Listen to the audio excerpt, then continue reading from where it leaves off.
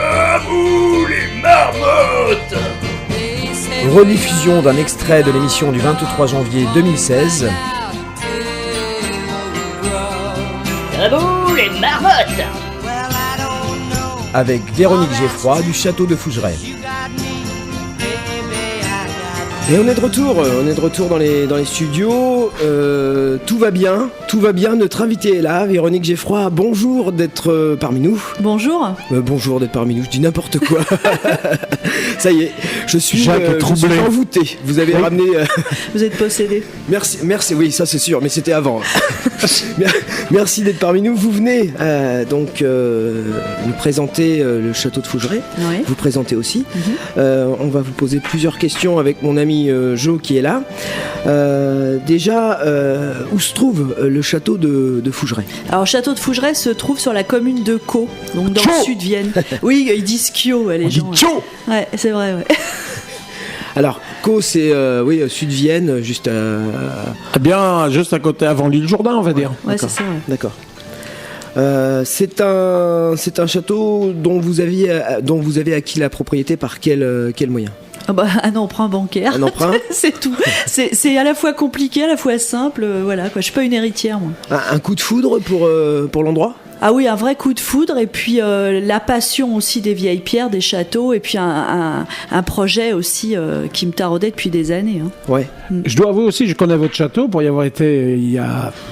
un an, peut-être 6 mois, un an, je me promenais, oui, parce qu'il y a plusieurs châteaux le long de la Vienne, là, fait, ouais. Et j'avais fait le tour un petit peu, parce que j'adore aussi ça, et je suis allé visiter un petit peu, mais sans rentrer, juste sur le chemin. C'est assez impressionnant, hein, votre château, quand même, hein. Ah oui, c'est... Je croyais pas que c'était si immense, si grand que ça, quand même. C'est marrant, je vois plus du tout grand maintenant. Oui, on est habitué, certainement, mais voilà. nous... Mais la première fois que je l'ai vu, c'est vrai que j'ai été impressionnée, ouais. Ah oui, c'est vraiment impressionnant. On parle de grandeur, alors c'est quoi la configuration? Il y a un parc, il y a...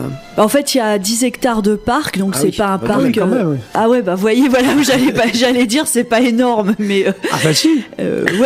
C'est pas mal à entretenir, en tout cas, ça c'est clair. Et puis, sinon, il y a le château avec des dépendances.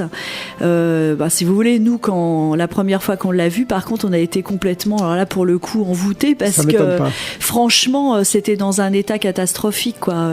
Là, c'est toujours dans un état pas terrible non plus, faut pas exagérer, mais c'est quand même nettement mieux. Ah, dis donc. Vous avez donc vu acquis cette propriété dans un état qui n'était pas génial. Vous avez décidé de faire des travaux, je suppose, donc de rénover. Vous rénovez encore? Alors, comment ça se passe? Comment ça s'est passé? En fait, si vous voulez, nous, quand on a acquis cette propriété, elle était à l'abandon complètement depuis une cinquantaine. Juste une petite question. Oui. Vous êtes de la région ou vous arrivez de quelque part Alors, en fait, moi, je suis à la base, je suis parisienne. J'ai vécu longtemps à Boulogne aussi, en 92. Et j'ai épousé un agriculteur bio, là, du coin. Et donc, qui a sa ferme à Husson. Et donc, voilà. Mes enfants sont nés à Poitiers. Moi, non, je vis là. Quoi. Pourquoi voilà. Je veux pas être stigmatisée pour reprendre un mot à la mode. Non, je rigole. Quand même, revenir à Caux dans un château de Paris, ça a dû vous faire un petit peu bizarre. Ah non, mais mes parents avaient déménagé et tout. Vous connaissiez le Poitou, ouais, quand même. Mais non, mais moi justement, le côté comme ça, un château au milieu d'un bois abandonné et tout, c'est une image presque féerique quand on arrive, quoi. C'est clair. C'est un peu une image. Moi, je me projetterais plus en termes d'enfant, quoi. Tout à fait. C'est le truc. C'est super. Il y a des cachettes. Il y a des exactement. trucs. Donc, vous avez commencé les travaux sur le château. Beaucoup d'aménagements. Vous continuez encore à le faire. C'est un éternel. C'est éternel. C'est ça le mot exact. C'est ça. Ouais. Si vous voulez, le truc, c'est que nous, on a pallié aux urgences. Après, il reste à faire sur plusieurs générations, mais après, c'est ce que les gens, ils me disent, les travaux et tout, parce que là, on est fermé l'hiver, justement, on fait des travaux, puis on n'a pas le chauffage, donc c'est compliqué. Mais je veux dire, en fait, le truc, c'est que là, le temps, c'est de l'argent, on peut vraiment le dire comme ça, quoi. Quelqu'un qui a vraiment beaucoup d'argent, en 6 mois, c'est plié, quoi. Ouais. Ah bah oui, vous voyez ce que je veux dire. Après, nous, c'est système D, je veux dire, on a des poutres et des parquets à faire. François, l'année dernière, on a coupé nos arbres qu'on a amené à une scierie, le temps de séchage et tout pour faire notre parquet. Alors ça nous revient à des sommes vraiment très faibles par rapport, vous voyez, si on avait tout fait faire, etc. C'est système D. En plus, on marche avec des choses de proximité. Mais ça prend beaucoup de temps et il faut être un petit peu des merdes aussi parce que les gens qui n'aiment pas la bricolade, ça marche pas, ça. Ah oui. Et il faut être motivé aussi. Alors la motivation, c'est 90% de la réussite du truc. Parce que quand on se décourage, et ça nous arrive, hein, on a vraiment envie de jeter l'éponge et d'arrêter, à ce moment-là, il y a de forts ralentissements. Mais bon. Ouais. Et ce château, il est de quelle date? Quand est-ce qu'il a été construit? Ou vous avez quelque chose un petit peu là? Ah bah oui, parce que alors moi je suis historienne, donc voilà, j'ai fait des recherches. Voilà, on sait tout. Ouais, mais bon, enfin, historienne, c'est pas un boulot que je conseille. Hein. Mais bon, non, mais si vous voulez, le truc, c'est que j'ai trouvé les premières archives de Fougeray au 14e, début 14e. On cite déjà un seigneur, Elias de Fougerec, un EC, parce qu'ici on est quand même en Languedoc, enfin limite. Et Elias de Fougerec, ok, il y a un seigneur. Bon, alors après on a des toponymes. Alors en 1307, etc. L'année de la déclaration de la guerre de 100 ans, il y a des gens qui habitent ce lieu, mais je sais absolument pas à quoi ça ressemble. Ça peut être juste une tour, on sait pas. Oui. Après, par contre, au 15e siècle, dans les années à partir de 1425, grossièrement, on a des familles installées. Là, on peut se dire qu'on a un Fougeray en pierre, on a vraiment un château. Après, j'ai une lithographie fin Renaissance, enfin qui montre Fougeray fin Renaissance, qui date du Second Empire, la litho. Et après, on a eu des gros travaux faits à la façon de Viollet-le-Duc, donc qui nous présente le Fougeray un petit peu d'aujourd'hui, au moins sur tout ce qui est extérieur. Donc c'est un château qui est très ancien. On a des cryptes avec un sarcophage, enfin 2 sarcophages aussi, le même type de sarcophage qu'on retrouve dans le cimetière de Civaux d'ailleurs. Ah oui. Donc c'est un château qui est vraiment ancien, mais si vous voulez, c'est vrai qu'il a un épiderme un peu plus moderne parce qu'il a été vraiment retravaillé sous le Second Empire. D'accord. Et est-ce que vous avez eu des informations sur les familles ou les différents propriétaires qui se sont succédés ces derniers temps Est-ce que vous savez qui était dans les lieux avant vous? Combien de temps vous voyez où je veux en venir? Comment Combien de temps vous êtes ici, vous, sur le château? Moi, je suis arrivée, pour répondre à votre question, je l'ai acheté en 2009. Ah, oui, c'est quand même assez récent. Non. Et pour répondre donc à votre autre question sur les familles, si vous voulez, oui. Et nous, on a retracé l'histoire des familles qu'on a trouvées, et puis ce qu'on a trouvé. Parce que vous avez les archives, c'est hyper lacunaire. Les gens me disent t'as pas trouvé ça dans les archives? Non, mais les archives, c'est pas non plus une boîte miraculeuse. On a retrouvé des noms. Alors on a pu voir, je sais pas, au niveau par exemple des mariages, des remariages, des décès, etc. Enfin, surtout au Moyen-Âge, des décès du nombre d'enfants. Alors après, on a beaucoup aussi de lacunes sur les causes des décès. On a plein de lacunes, faut quand même pas. Bon, nous, on a retracé l'histoire. On a les premières familles. Ça date du milieu du 15e siècle. On a vraiment des noms avec des généalogies, des mariages, etc. Bon. Après, jusqu'au 20e, et c'est paradoxalement d'ailleurs avec les familles qui ont encore des descendants qu'on a un peu de mal à creuser parce que ils veulent, ce que je peux comprendre aussi, respecter un peu une part d'intimité de leur famille. D'accord. Ouais. Bien. On va en savoir plus parce que moi si j'en suis venu à parler famille, j'avais ma petite idée derrière la tête, je voulais un petit peu aborder un sujet un peu spirituel. On va voir ça juste après la musique. On se retrouve, on passe un petit titre The Melodic, On My Way, avec mon accent anglais maintenant légendaire. C'est parti ? Allez, go.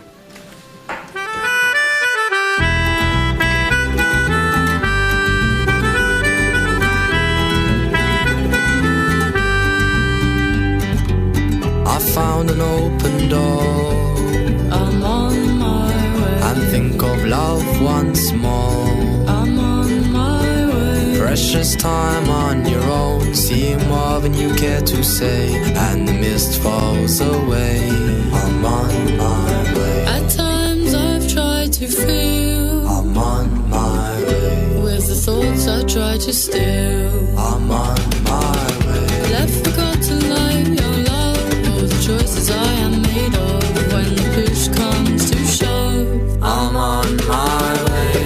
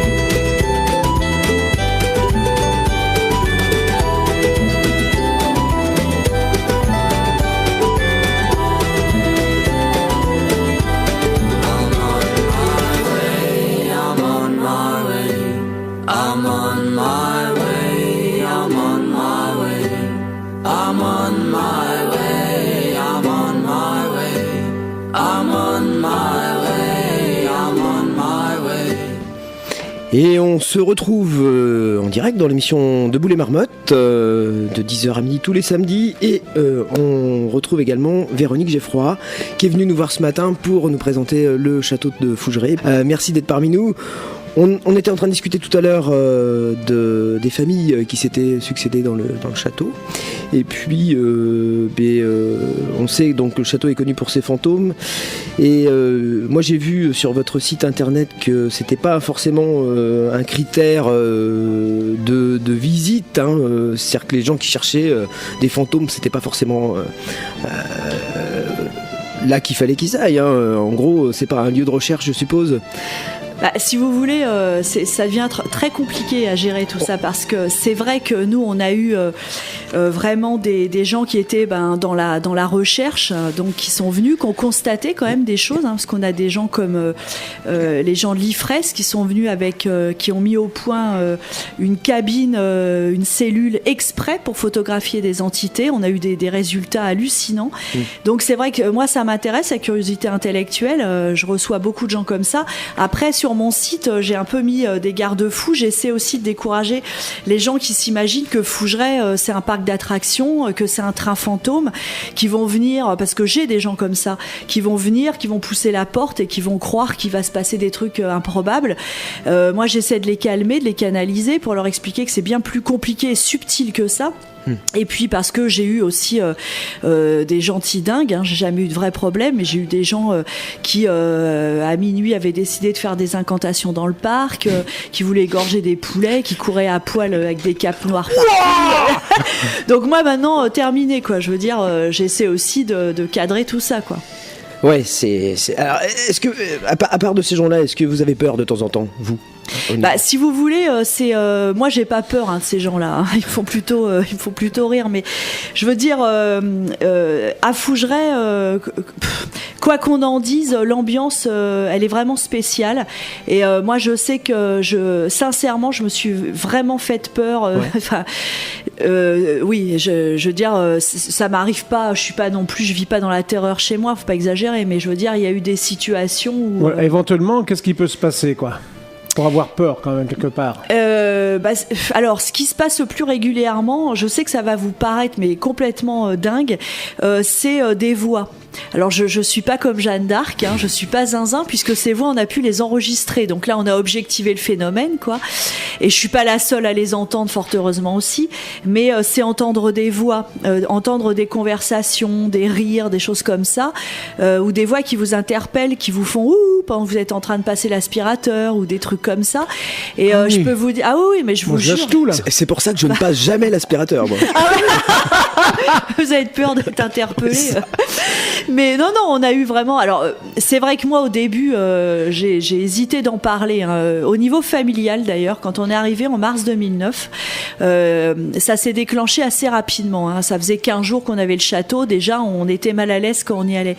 Donc, on a mis du temps à s'en parler. Moi, mon mari, les enfants, etc. Bon, mes enfants qui sont grands, puisqu'en fait, ils ont de 21 à 27 maintenant.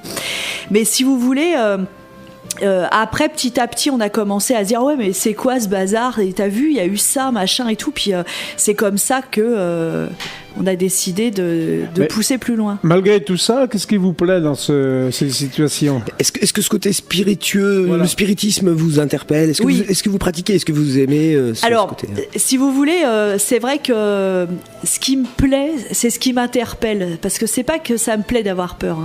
C'est pas les montées d'adrénaline, c'est désagréable en fait. Mais oui, évidemment que ça m'interpelle. Je fais du spiritisme. Alors je sais que tout le monde dit que c'est dangereux, blabla. Je me suis fait engueuler par plein de médiums qui m'ont dit fais gaffe. Pourquoi ça serait parce que quand vous faites du spiritisme et que vous n'êtes pas protégé, surprotégé, vous faites pas des rituels spécifiques, il paraîtrait, moi je mets tout au conditionnel quand même, que vous pouvez ouvrir des portes et appeler des esprits qui sont des esprits parasites si vous voulez, et qui après vont vous pourrir la vie, parce qu'ils vont pas vouloir repartir quand vous fermez une séance.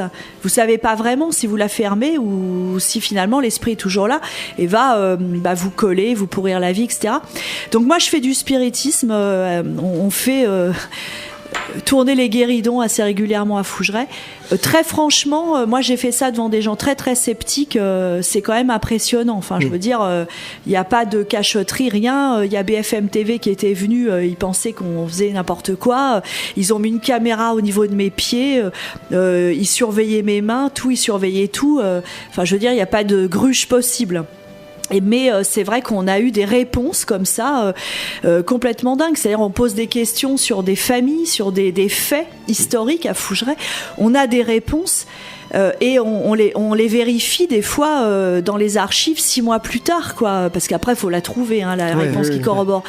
Mais je veux dire, ça reste quand même très très étonnant. Alors c'est ce côté-là qui me plaît, c'est le fait d'essayer de comprendre intellectuellement ce qui se passe. Pour l'instant, je comprends pas. Hein, je veux dire, on comprend pas. Personne ne comprend en fait.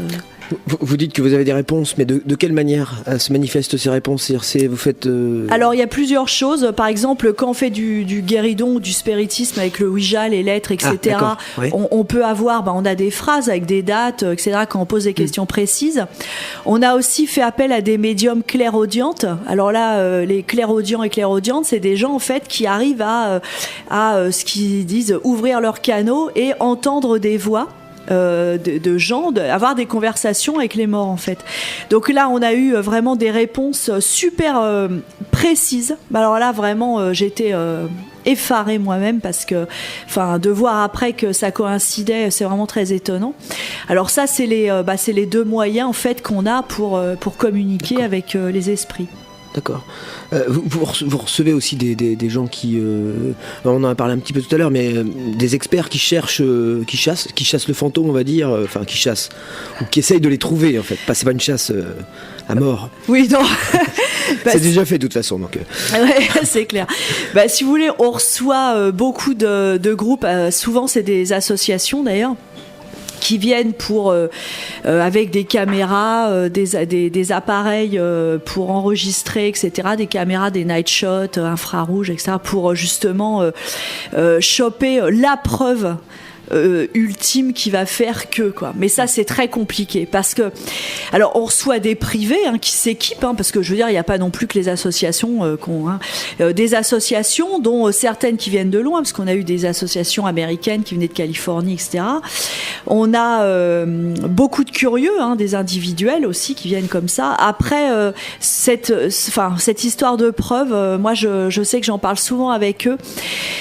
C'est très difficile parce qu'il y a des gens, ils veulent tellement de preuves qu'ils vont surinterpréter un fait et qui en fin de compte, je suis un petit peu habituée concrètement, empiriquement, donc je vois bien qu'en fait ils cherchent tellement qu'ils vont interpréter une lumière passante comme un truc pas possible alors qu'il n'y a rien. Moi j'estime que les preuves les meilleures qu'on ait eues pour l'instant, il y a beaucoup d'enregistrements de voix, alors là où on nous répond, où ça fait des phrases, c'est pas juste des bruits, parce qu'on a eu beaucoup de bruits de meubles qui se déplacent, mais on a des enregistrements de voix avec des phrases cohérentes, etc., qui répondent à ce qu'on dit, à ce qu'on fait, et c'est quand même la cellule photographique de l'IFRES, l'Institut français de recherche et d'expérimentation spirit, qui nous ont photographié des gens qui étaient chez nous, quoi. Et c'est hallucinant parce que mon fils faisait beaucoup de bruit ce jour-là et je l'ai regardé comme ça et je lui ai fait chut en mettant mon doigt devant ma bouche et la cellule a photographié en fait une silhouette très nette d'entité en train de mettre son doigt devant sa bouche également, comme pour me faire un clin d'œil ou répondre à mon fils genre ça suffit ton bazar maintenant, parce qu'il se moquait un peu de nous. Les enfants ils essaient aussi de dédramatiser et voilà quoi, parce qu'à 20 ans on n'a pas, quelque part on parle tout le temps de la mort dans cette histoire, donc à 20 ans ils essaient aussi de prendre du recul, donc on a eu des preuves vraiment très intéressantes avec eux qui m'ont vraiment bouleversée, parce que moi j'essaie aussi de rationaliser, de remettre en question tout ça régulièrement, je suis pas complètement crédule non plus quoi. D'accord, ça fait un peu... Vous croyez aux fantômes? Moi je sais pas, je me sens un peu bizarre. Est-ce que vous avez eu des personnes qui ne croyaient pas, qui sont venues chez vous et qui sont reparties avec sans dire avec la certitude que ça existait, qui avaient des doutes? par exemple. Oui, ça nous est arrivé. On a des gens en fait qui croient en rien, qui viennent comme ça. On a eu des groupes, ils sont repartis, ils ont vraiment vécu des choses qui les ont bouleversés. Moi, j'ai retrouvé des gens en pleurs le matin, qui étaient vraiment pas bien. Oh oui, c'est pour ça que je veux dire, il y a des gens très émotifs aussi, donc faut faire attention parce que d'abord ils se mettent la pression avant, ils passent une nuit quasi blanche, donc ils sont crevés dans un endroit plus la nuit qui est un peu bizarre, etc. Donc c'est vrai que... Alors, on a aussi des gens qui croient pas, qui viennent et qui partent, ils y croient toujours pas. Après, moi je suis pas là pour faire du prosélytisme, fougerais, c'est pas une secte, les gens, c'est très ouvert, les gens après ils viennent avec leur bagage intellectuel, moi je compte pas non plus les bouleverser. Et il y a aussi les curieux qui viennent pour faire des expériences. Il y a les gens très très réceptifs qui viennent, alors eux ils viennent pour contacter, que pour ça. Et en général, quand ils sont très réceptifs, voire médiums, ils y arrivent. Là, s'ils veulent prendre contact, c'est le bon endroit. Puis après, il y a aussi les gens qui vont en voir partout, quoi. Et ça, après, c'est encore autre chose, mais... vous savez, on touche tout le monde parce que s'il y a une chose sur laquelle on est bien sûr aujourd'hui, c'est qu'on va tous mourir. Donc on touche le monde entier, là, je crois. Oui, forcément. Bien sur ces bonnes paroles, on va faire une petite pause musicale, on va se retrouver juste après pour parler un petit peu des pépettes, comment ça se passe. Les pépettes, et oui, et puis surtout de vos activités, de ce que vous avez mis en place pour faire vivre un peu tout ce monde. Absolument, il est 11h43, un petit peu de musique, Jacques? Oui, alors The Limeliters, je suis désolé, mais si un esprit veut bien m'aider, s'emparer de mon corps pour donner les titres en anglais à ma place, je veux bien, mais ce serait John Lennon ou quelqu'un que j'aime bien, quoi. Bon, allez, j'envoie, c'est parti. Music.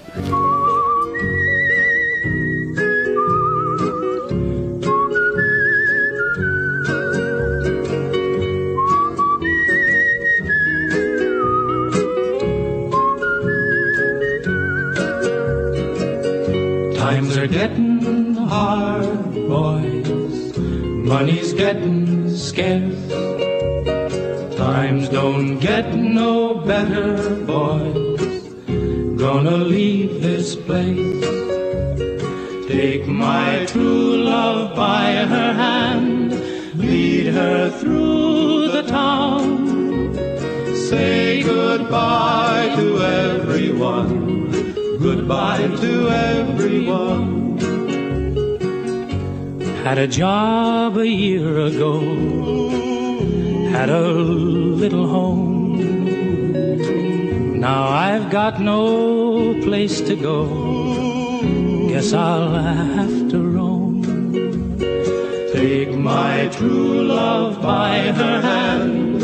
Lead her through the town. Say goodbye to everyone. Goodbye to everyone.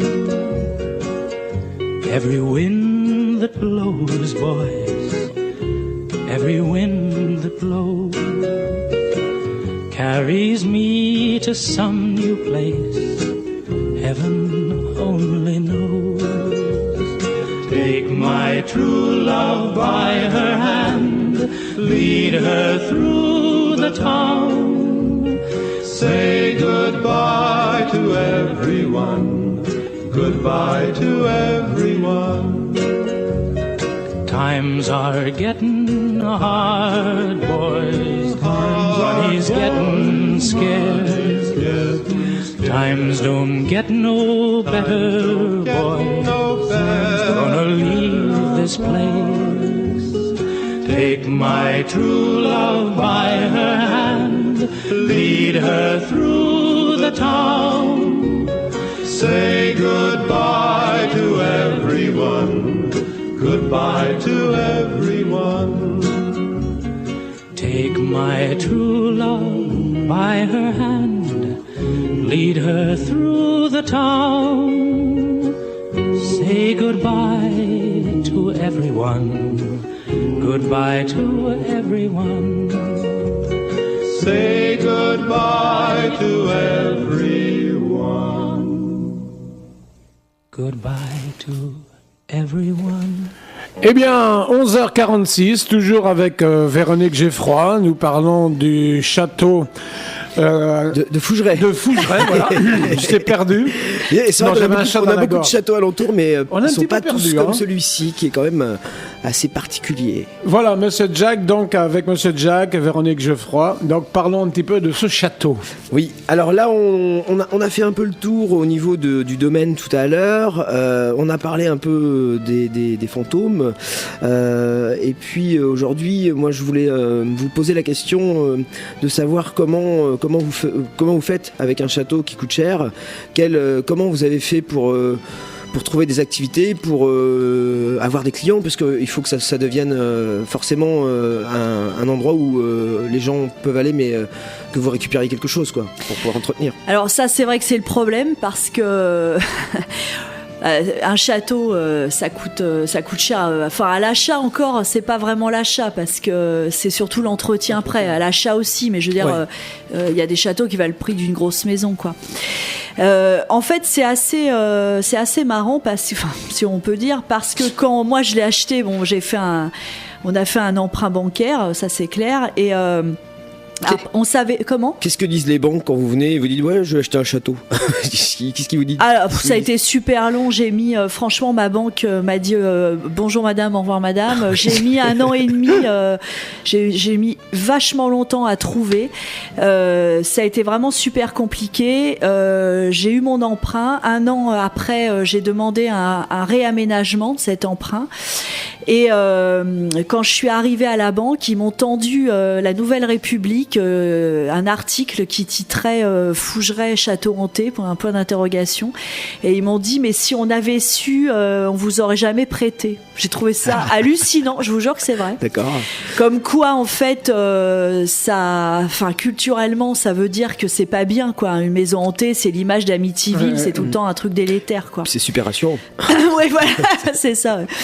Bah, si vous voulez, nous, sur le coup, moi j'avais une idée complètement banale quand j'ai acheté de faire des chambres d'hôtes, des visites, etc. Mais sur le thème, il n'y avait pas de thème particulier, sur le thème de la vie de château, quoi, du château tout simplement. Et finalement, comme cette histoire de phénomènes paranormaux s'est su, le thème a complètement dévié, parce qu'après, parce qu'après nous on a fait des conférences là-dessus, etc. Si vous voulez, nous on fait des visites, puisque j'ai fait classer le château en 2010, donc on a des visites, on ouvre pour les journées du patrimoine, on organise des visites, etc. On organise des soirées thématiques aussi. Par exemple, moi j'arrive avec une association, ça me coûte combien? Enfin, on va pas parler prix, mais ça pour coûte, la visite, oui. Pour les groupes c'est 6 € par personne. D'accord. Un individuel c'est 7. Les visites durent 1h30 à peu près, avec 150 photos d'entités, etc. Enfin, on a fait toute une expo où on explique, etc. On prend le temps de discuter avec les gens. Bon, après les visites, c'est beaucoup de travail aussi, dans le sens où ça mobilise quand même à chaque fois 3 personnes quand on a des gros groupes, parce qu'on fait visiter le tour, les cryptes, puis le château, rez-de-chaussée premier, jusqu'à la chapelle au dernier. Et en fait, après, je vous dis, il y a toutes les soirées, puis les chambres d'hôtes, les locations. Vous avez combien de chambres alors? 5. 5 chambres, d'accord. Enfin, on a 5 chambres de louer en chambre d'hôtes, parce qu'au-delà c'est hôtel. Oui, donc c'est ça. voilà. Donc, mais bon, les chambres sont assez particulières, puisqu'en fait, nous enfin, moi je tenais à ce que ça reste dans son jus aussi. J'ai pas envie d'un château normal, moderne. bien, voilà, donc on a l'impression que le temps s'est arrêté en 1850. Ouais. Dès qu'on ouvre la porte, ça y est. J'ai eu l'occasion de regarder sur votre site. Alors, il y a un site Facebook, mais il y a un site internet aussi officiel, là, j'ai vu. Et il y a des photos magnifiques des chambres qui ont vraiment un aspect.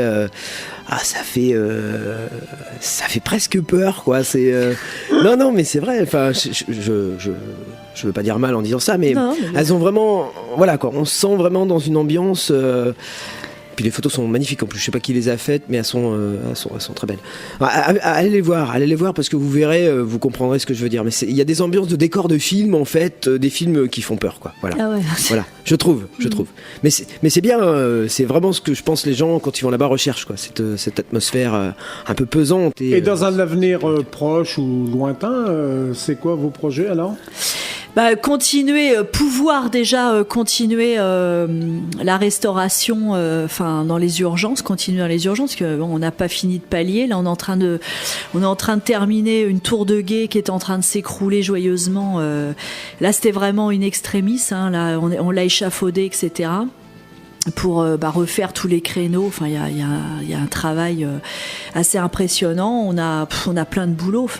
Par exemple, moi cet été, je viens chez vous, je dis voilà, on est 20. On veut faire une soirée féodale avec un repas. Est-ce que c'est possible ou pas ? Alors, c'est possible, mais ça ne sera pas sur le thème de la féodalité, par contre. Oui, nous... Enfin, je dis féodal, je ne sais pas. Oui, non, mais parce que, si vous voulez, nous, on organise justement des soirées comme ça pour des groupes. Alors...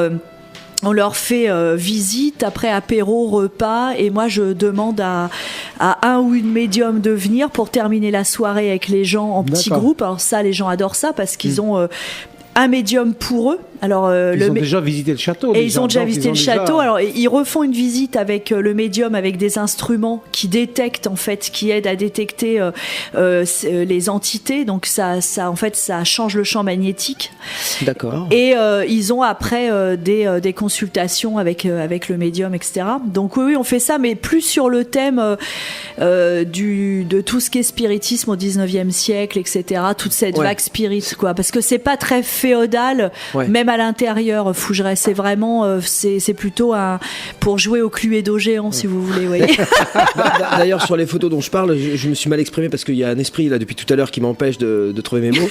Mais les photos, en fait, font vraiment penser à 19e, voilà, c'est... début du 20e, voilà. J'ai vu que vous fournissiez des équipements, ce dont vous venez de parler, là, du pardon, c'est-à-dire que vous fournissez aux personnes qui veulent. Aux gens qui veulent. On a des K2, on a des ghost box, spirit box, etc. En fait, c'est des instruments qui détectent les variations de champs électromagnétiques. C'est mesuré en milligauss. Alors bon, je pense que les électriciens connaissent bien. Et on a des thermomètres spéciaux aussi. Les gens sont assez friands de ça parce que quand ils ont des sensations, ils aiment que ça soit concrétisé qu'un instrument, quoi. C'est clair. Bah oui, au moment où ils ressentent la chose, si l'instrument confirme en même temps, c'est... Exactement. C'est un peu... D'accord. Donc vous organisez des soirées, est-ce que vous faites des chambres d'hôtes ? Oui, les gens dorment. 5. Ouais, les gens dorment à Fougeray, ouais. D'accord. J'ai vu que vous aviez fait... Ouais, j'ai un âge con.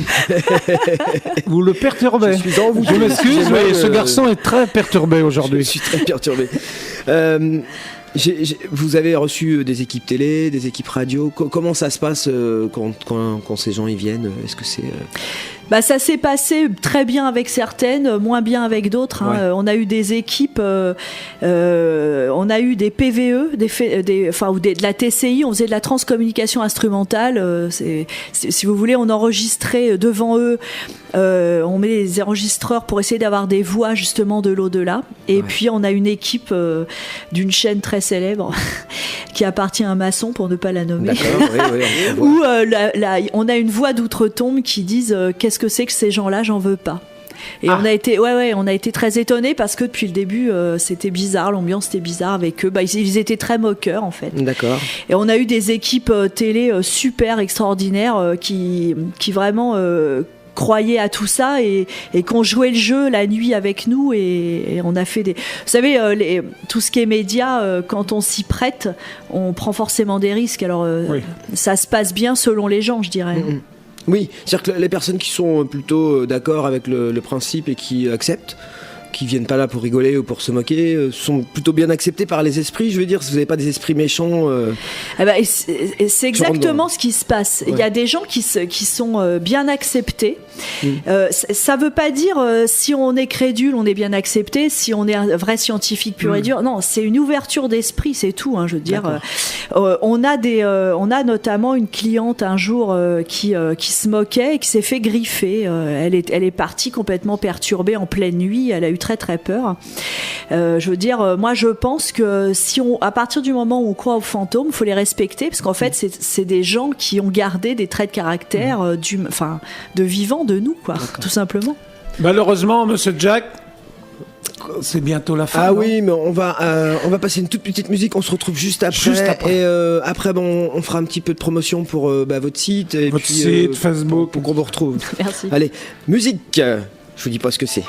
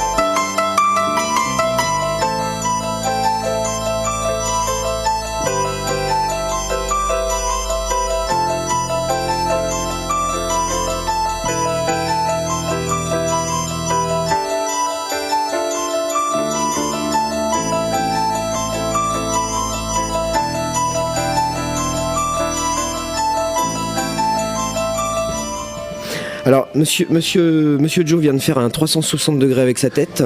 Il a le fil du casque emmêlé autour de son cou. Je vous explique pas.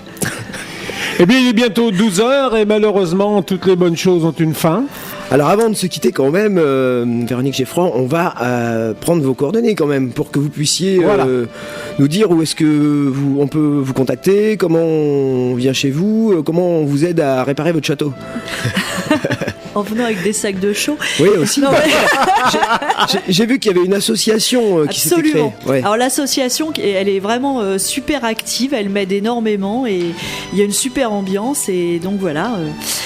Écoutez, sinon moi j'ai un site fougeray.com, on a un Facebook Château de Fougeray, un Twitter, c'est pas compliqué de me joindre et de venir et voilà quoi. Enfin là nous on est fermé actuellement, on va réouvrir au printemps. Alors on n'a pas de date vraiment de réouverture parce que on sait quand on démarre les travaux mais on sait pas quand on finit. Donc je vais mettre ça quand j'en serai à peu près quand j'aurai une date voilà.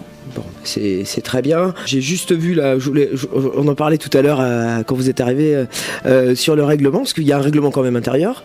C'est sérieux, hein, mais c'est peut-être évidemment pour éviter les gens un peu illuminés qui font n'importe quoi. Il y en a pas beaucoup, mais il y en a quelques-uns.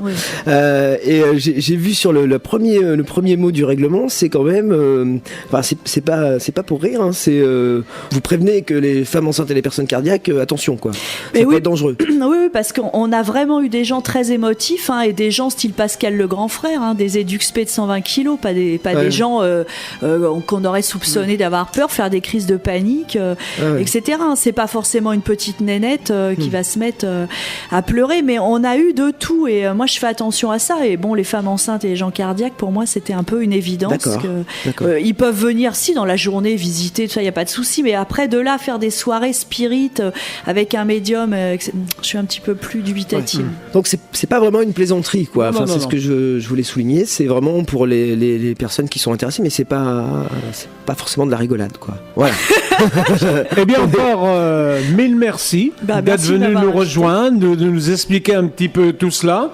Voilà. Monsieur Jack. Je vous demanderais bien vouloir repartir avec l'esprit que vous avez ramené, qui m'a empêché, Pas le laisser dans le studio. qui a essayé de m'empêcher de parler pendant toute l'émission, qui m'a fait dire Oui. des trucs anormaux. Il est toujours là, vous voyez. Et puis, mais on vous remercie par contre d'être venu nous voir. C'était très sympathique de votre part. Et n'hésitez pas à revenir dans nos problème. studios. Vous serez la bienvenue. On espère un jour aller chez vous avec des enregistreurs, parce que nous aussi on est armés d'enregistreurs. Ouais, super. Et puis si on peut avoir un petit interview d'un esprit plutôt gentil, eh bien ça serait avec le plus grand plaisir. Eh bien, Debout les Marmottes vous souhaite un bon week-end. On se retrouve samedi de 10h à 12h avec Monsieur Jack et moi-même. Oui. Bon week-end à tous, Monsieur Jack, bon week-end. Bon week-end. Madame, bon week-end à Bon vous. week-end. À bientôt à Fougeray. Ok, au revoir.